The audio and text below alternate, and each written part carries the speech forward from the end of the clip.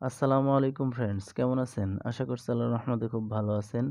আজকে Vivo Y21 এই মডেলের সেটটির একটি বিশেষ সেটিং সম্পর্কে আলোচনা করব, যেখানে আমরা অনেক সময় আমাদের ফোনের বিভিন্ন সমস্যার কারণে সেটিংস ঘাটাঘাটির পরও যখন সমাধান হয় না, তখন আমাদেরকে ফোন প্রয়োজন দেখা দেয়।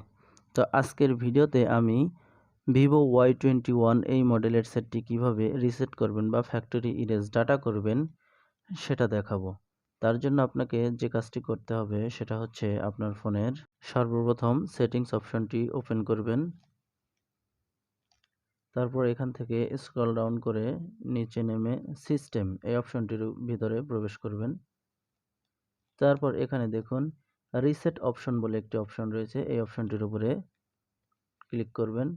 তারপর এখানে দেখুন ইরেজ অল ডাটা বা ফ্যাক্টরি রিসেট এই অপশনটির উপরে ক্লিক করে দিবেন।